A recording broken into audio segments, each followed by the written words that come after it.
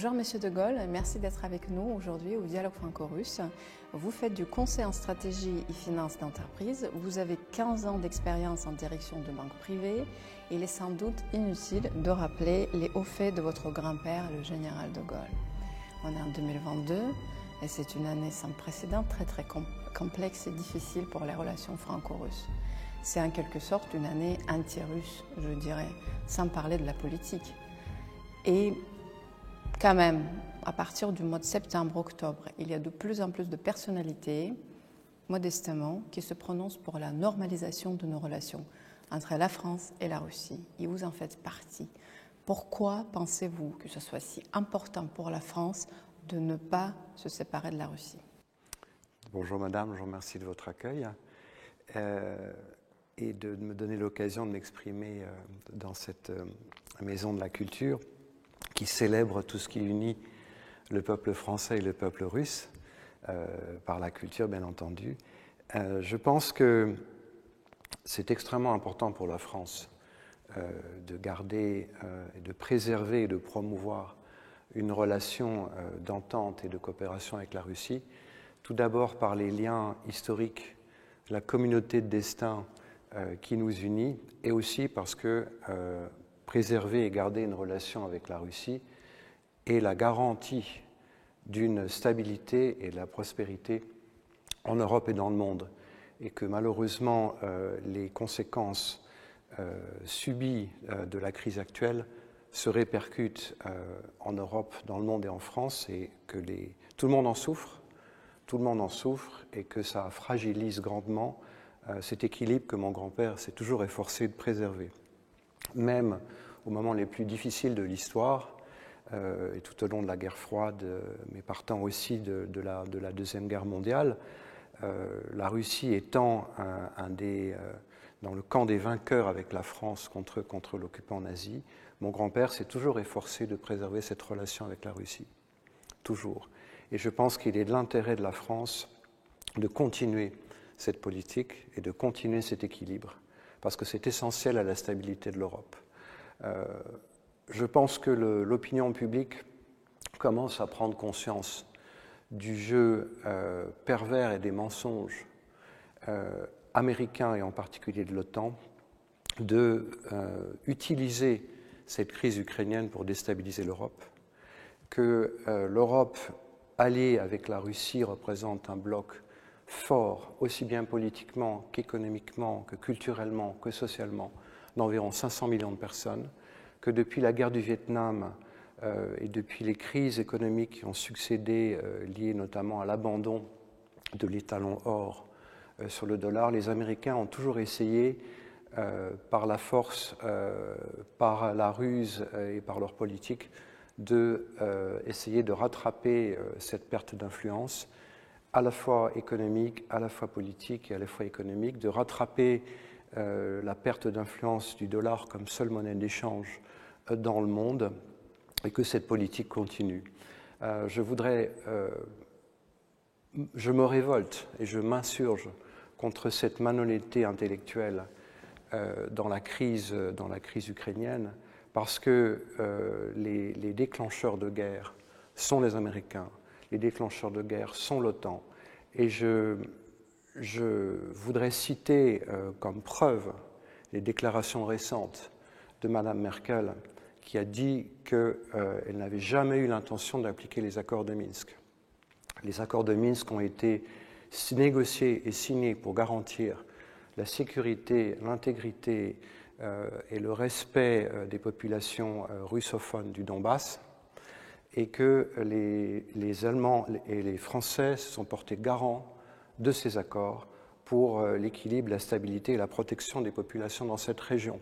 Mme Merkel, en disant qu'elle n'avait jamais eu l'intention d'appliquer les accords de Minsk, a tout fait pour laisser l'OTAN armer l'Ukraine, a tout fait pour poser les bases de ce conflit, et je trouve que c'est grave, parce qu'il y a des millions de personnes qui en souffrent. En autorisant cette expansion nationaliste ukrainienne, elle a laissé entre 16 et 18 000 personnes se faire tuer, être bombardées, Elle a laissé ces populations ukrainiennes nationalistes annihiler la culture russe, annihiler le sentiment même de leur appartenance à la Russie. Elle a annihilé leur possibilité de pratiquer la langue et elle a laissé, malheureusement, ces crimes s'installer. Ça veut dire que sciemment, ils ont contribué à cette guerre et sciemment, ils ont contribué à cette escalade. Les États-Unis continuent malheureusement cette escalade militaire dont les populations ukrainiennes sont les premières à souffrir, mais aussi les populations européennes. L'ampleur, le nombre et la profondeur des sanctions montrent que tout ça a été organisé très longtemps à l'avance et qu'il s'agit en fait d'une guerre économique aussi, dont les Américains en sont les bénéficiaires. Les Américains vendent leur gaz 4 à 7 fois plus cher aux Européens qu'ils le font pour leur propre pays. Et malheureusement, chacun dans son quotidien en souffre en Europe, parce que tout cela provoque une crise économique et financière qui est absolument sans précédent. Et ma foi, on vous dira, mais c'est la faute des Russes. Très bien, mais les Russes se défendent.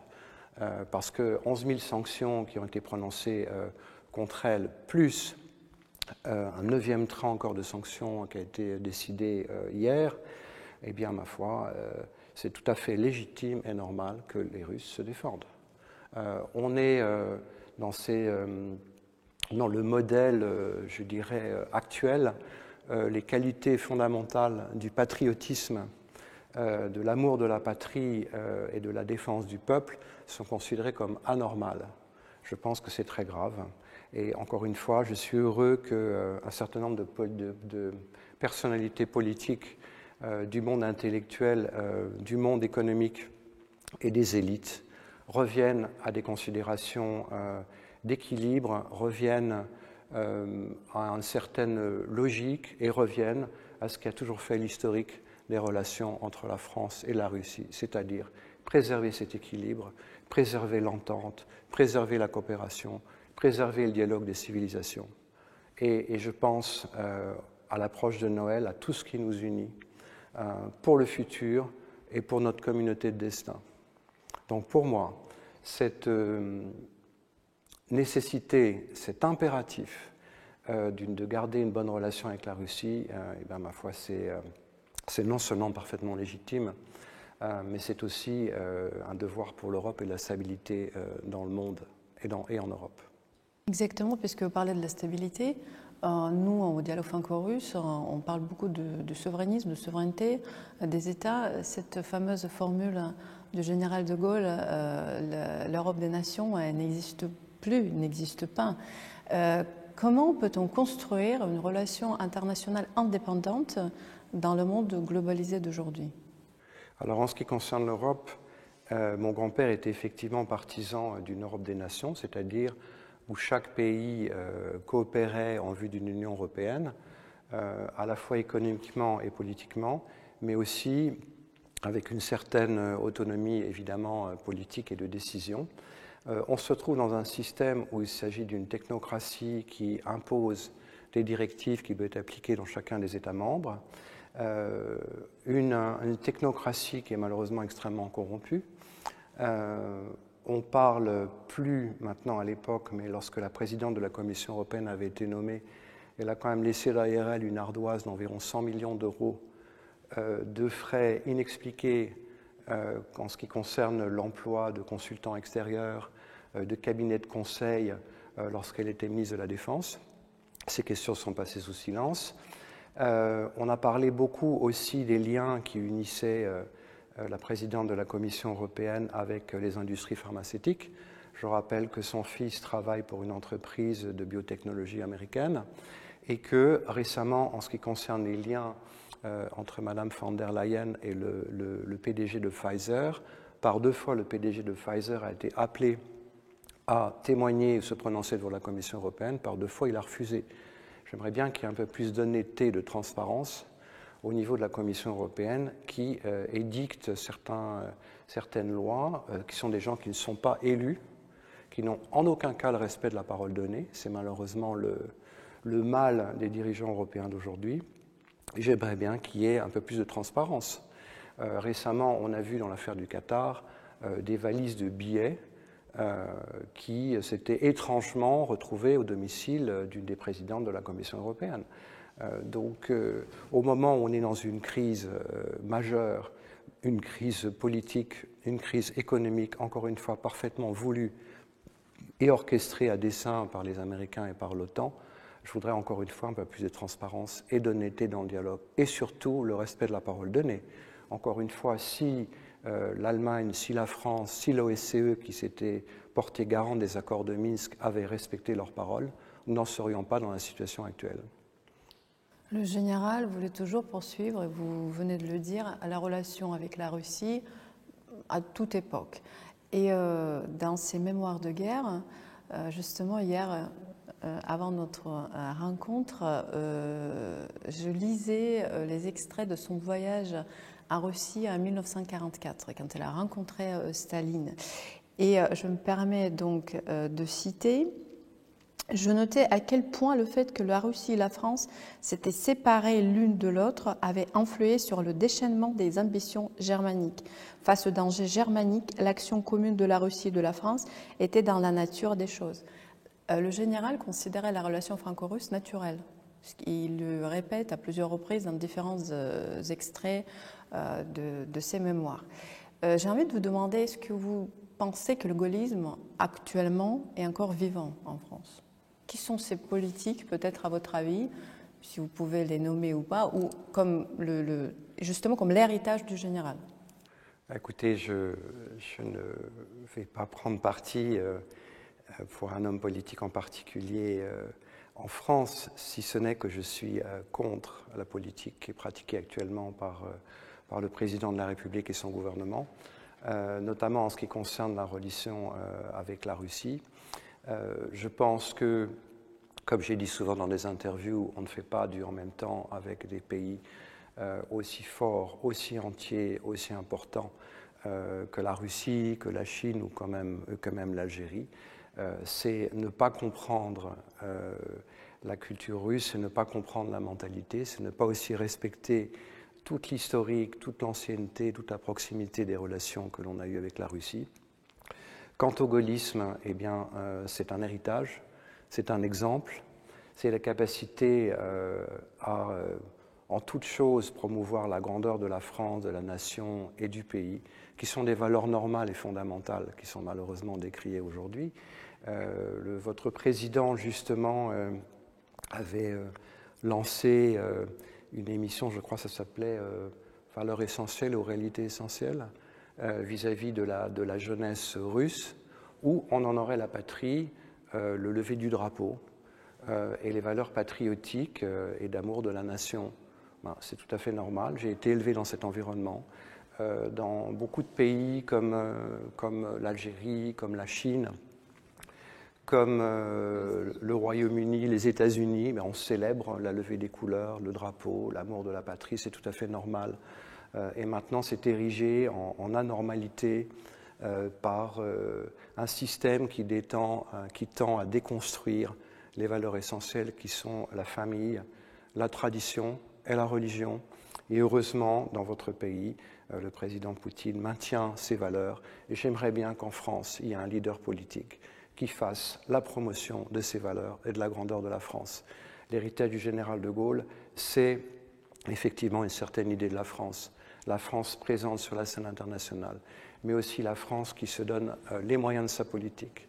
C'est aussi l'héritage d'un leader charismatique avec une vision, une véritable stratégie et une légitimité républicaine.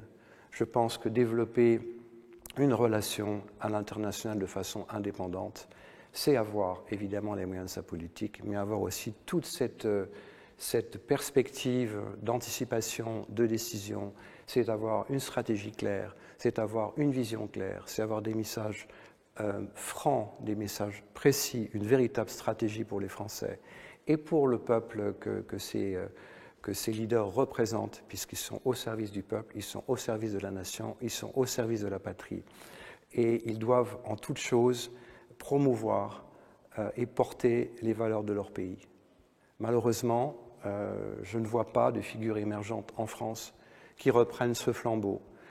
Mais mon grand-père a œuvré toute sa vie pour la grandeur de la France. Il a aussi laissé un héritage, et cet héritage est entre les mains des Français. Il est écrit par l'histoire, et il nous appartient à chacun de continuer cette œuvre et de reprendre le flambeau. La société en France est fractionnée par rapport à la situation et au conflit en Ukraine. Il y a une catégorie de gens qui pensent que de toute façon, peu importe ce qu'il fait la Russie, ils sont contre parce qu'ils le considèrent comme une dictature, un pays qui n'a rien à voir avec les valeurs démocratiques de l'Europe. Il y a une autre catégorie qui pense que finalement les intérêts économiques de la France ne sont pas en Ukraine et ne sont pas liés avec ce conflit-là. Bon, il y a ceux qui, je pense, qui sont assez indifférents par rapport au conflit. Il y a une catégorie de gens qui croient vraiment que c'est le combat de civilisation, qu'il y a quelque chose qui dépasse juste la guerre en Ukraine. Et vous en avez parlé juste au tout début. Est-ce que vous pourriez développer un petit peu plus cet aspect? Oui. Alors, ce conflit a des répercussions dans le monde et dans l'Europe. Ça a provoqué, par la volonté des Américains, de l'OTAN et largement entretenue par la Commission européenne, une crise fondamentale et majeure qui touche le quotidien de tous. J'ai eu des témoignages de petits artisans, de petits commerçants, de gens qui souffrent de cette situation. Des boulangers, à peu près 50% d'entre eux sont en faillite, aussi bien en France qu'en Belgique et en Europe, parce que leur facture d'électricité est passée de 1 500 € par mois à 5 000, qui rend la poursuite de leur activité totalement impossible, et ce qui va jeter des centaines de milliers de personnes en Europe au chômage et dans la crise. Cette crise est grave parce qu'elle aura des répercussions qui vont beaucoup plus loin. Ce que malheureusement les journalistes occultes et la communauté intellectuelle qui catégorisent pour éviter tout débat ou tout dialogue les gens entre pro-russes ou pro-américains ou pro-Poutine ou invoquent je ne sais quelle dictature, eh bien, il faut savoir que moins de 50% de l'aide qui est, enfin de l'aide, plus exactement des subventions qui sont accordées aux Ukrainiens, arrivent aux Ukrainiens. Il faut savoir que 50% des armes qui sont données aux Ukrainiens sont revendues sur les marchés internationaux pour alimenter les terrorismes, pour alimenter des crises politiques, des conflits, pour alimenter des révolutions.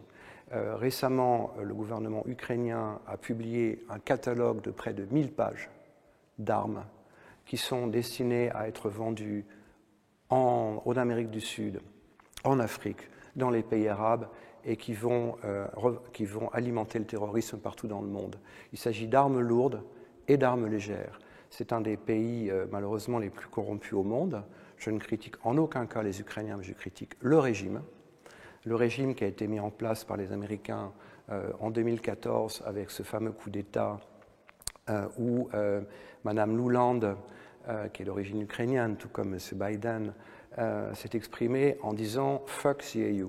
Pardonnez-moi, je la cite textuellement. C'est-à-dire qu'au mépris de toute considération, même pour les Ukrainiens, elle a instauré une dictature. Je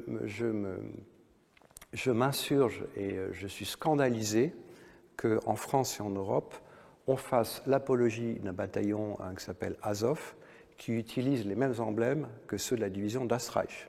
Mes parents ont combattu le nazisme, mes grands-parents, ils ont même été déportés pour des raisons de résistance. Et pour moi, c'est absolument scandaleux que l'on fasse la promotion de gens qui ont massacré, tué, discriminé des populations dans le Donbass. En 2019 déjà, les déclarations du plus proche conseiller de ce qu'allait être le président Zelensky, Arestovitch, disait dans une interview de février 2019 qu'il fallait absolument faire une guerre contre la Russie, qu'il la souhaitait et que de toute façon, ils allaient recevoir subventions, armements, soutien de l'Union européenne, soutien de l'OTAN, et que l'Ukraine ne pouvait pas perdre. Les Américains ont d'ailleurs totalement trompé la population ukrainienne et le gouvernement ukrainien en ce qui concerne la victoire tout à fait, à mon avis, réaliste de l'Ukraine dans cette guerre. Parce que de toute façon, le grand perdant de cette guerre, c'est la population ukrainienne elle-même, et aussi, par effet de conséquence, l'Europe, avec toute la crise dans laquelle elle s'est engouffrée de par la volonté des politiques. C'est très très triste en fait. C'est la souffrance de l'Europe, c'est la souffrance des peuples. Je crois à cette résurgence, ce retour aux réalités. C'est pour ça que c'est très important pour moi de dénoncer tous ces mensonges et toute la logique qui a conduit à ce conflit. Mais dans ce conflit, on essaie de nous faire croire que la Russie est isolée. C'est totalement faux.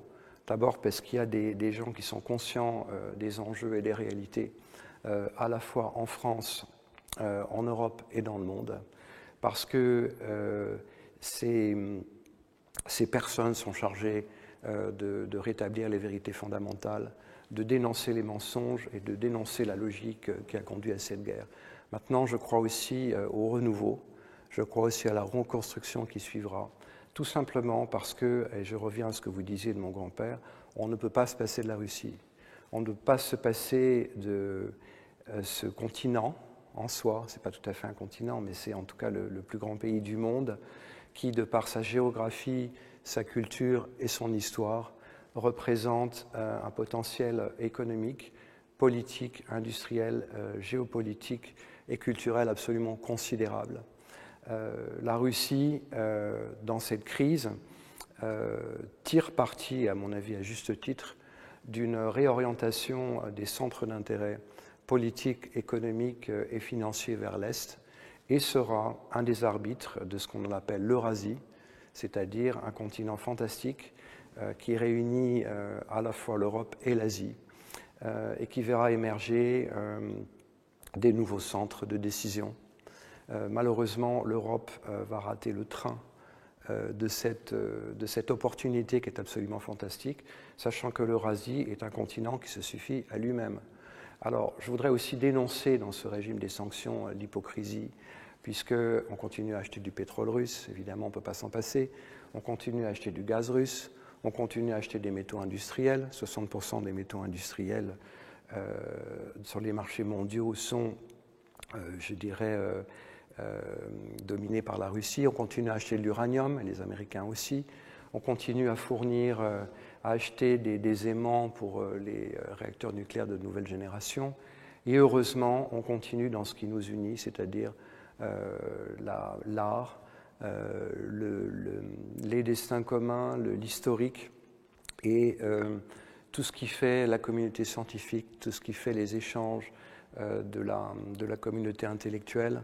La Station spatiale internationale se poursuit grâce à cette coopération qui va au-delà de ce conflit. Et c'est ce qui nous unit et c'est ce qu'il faut absolument continuer. Justement, il y a encore des choses qui nous unissent, et c'est notamment la culture. À la veille des célébrations de Noël, les Français vont célébrer Noël un petit peu plus assez rapidement, c'est-à-dire avant Noël russe orthodoxe qu'on va célébrer le 7 janvier. Et justement, au Dialogue franco-russe, comme on croit à nos liens historiques et culturels très très forts, on organise un concert de Noël le 22 décembre prochain. Et est-ce que c'est que la culture qui nous reste en ce moment, qui nous unit? Il y a beaucoup d'autres choses qui nous unissent, je vous le disais, et c'est ce que soulignait mon grand-père, que la France et la Russie étaient toutes les deux filles de l'Europe, avaient des origines communes et étaient liées par une communauté de destin et d'intérêt. Ça va bien au-delà de la culture. Ceci étant, la culture et les échanges économiques, c'est ce qui rapproche les nations, c'est ce qui nous unit et c'est ce qui reste au-delà des conflits et des divergences d'intérêts. Ce que je voudrais dire aussi, c'est que dans cette histoire commune, il faut faire la paix. Il faut faire la paix, et la paix est inévitable. La paix succède à tout conflit. C'est la paix qui relie les hommes. Cette paix passe nécessairement par une restauration du dialogue, puis une entente, puis une coopération économique. C'est ce qui a refait, je dirais, ce qui a fait une continuité, même au moment de la guerre froide. C'est ce qui fait la continuité entre les peuples. Et je voudrais donner un message d'espoir et d'union parce que je crois à cette communauté de culture et de destin, je crois à ce qui nous unit. Les relations entre la France et la Russie sont extrêmement anciennes et tout le monde parle de paix actuellement. J'ai été un des premiers à dénoncer les mensonges, l'injustice et la spoliation dont votre peuple fait l'objet, que je trouve absolument scandaleux, parce qu'on ne peut pas punir une nation, on ne peut pas punir un peuple pour des raisons de crise, sachant que c'est contraire non seulement aux libertés fondamentales, c'est contraire au droit international et c'est une très grande injustice. Je pense que nulle autre nation, depuis les persécutions juives pendant la Deuxième Guerre mondiale, n'ont subi autant de spoliation que le peuple russe actuellement. Pour moi, ça me choque, c'est une grande injustice. Je pense qu'au-delà des crises actuelles, il faut voir l'équilibre des peuples, il faut voir l'équilibre des nations, il faut voir l'équilibre du monde et de l'Europe. Bien évidemment, la culture, c'est une des voies, je dirais, préférées et universelles pour rapprocher nos deux peuples. Je pense que ce qui nous unit, c'est aussi notre histoire commune. Et ce qui nous unit, c'est le reste, comment vous dire, l'amour, l'immense considération que je porte, que ma famille porte, à la richesse de la culture russe, à la richesse du monde russe. Récemment, un prix Nobel de physique disait on veut détruire la culture russe, mais comment peut-on détruire un pays qui est responsable de plus de la moitié des découvertes fondamentales en chimie, en physique et en mathématiques. Vous êtes un grand pays, vous êtes un pays qui a une histoire fantastique et malheureusement le modèle néolibéral inspiré des Américains vise à détruire quelque chose de bien plus fondamental que à gérer un équilibre économique et politique, mais aussi vise à détruire toute une culture. Et comme je vous l'indiquais, on sape les fondements, on sape la conscience d'un peuple parce qu'on veut détruire les deux piliers de la civilisation qui sont la religion et la foi, pour le remplacer par une culture du court terme, de la satisfaction personnelle. On s'attaque aux fondamentaux, voire même de l'éducation. Et je pense que c'est quelque chose de grave et il faut garder ces remparts et c'est ce qui nous unit traditionnellement depuis longtemps avec la culture russe. C'est cette notion, je dirais, comment dire, un petit peu irrationnelle, un petit peu folle que Dostoïevski décrivait très bien. Et c'est ce qui fait la foi, en fait. La foi, c'est un des piliers de la Russie. Et je crois que Dostoïevski le citait, nul ne peut arracher aux Russes sa foi si ce n'est lui-même. C'est ça qui fait votre force et votre cohésion. C'est ce qui fait aussi la force des Français, c'est ce qui fait la force de chaque nation, de chaque pays européen, tout comme la notion de patriotisme, d'amour de la nation, la famille et la religion, qui sont malheureusement des valeurs qu'on tend à vouloir détruire pour mieux réduire la capacité des peuples, des individus à s'émanciper, qui visent à détruire leur intégrité et donc à mieux les manipuler, parce que ça aboutit à une perte de repères. Merci beaucoup, Monsieur de Gaulle, pour ce message d'espoir. On va poursuivre nos actions dans les années qui viennent, je dis bien des années qui viennent, parce qu'on aura besoin de ces relations fortes, stratégiques et cordiales entre la Russie et la France. Et parce que le dialogue ne doit jamais cesser. Merci beaucoup. Sachez en tout cas que vous n'êtes pas seul. Qu'il y a beaucoup de gens dans le monde, encore une fois, 2/3 de la population mondiale en France et en Europe qui sont avec vous et qui continueront ce travail avec vous, et vous pourrez compter sur mon soutien et ma coopération pour poursuivre cette reconstruction dans l'espoir et dans le renouveau. Merci madame.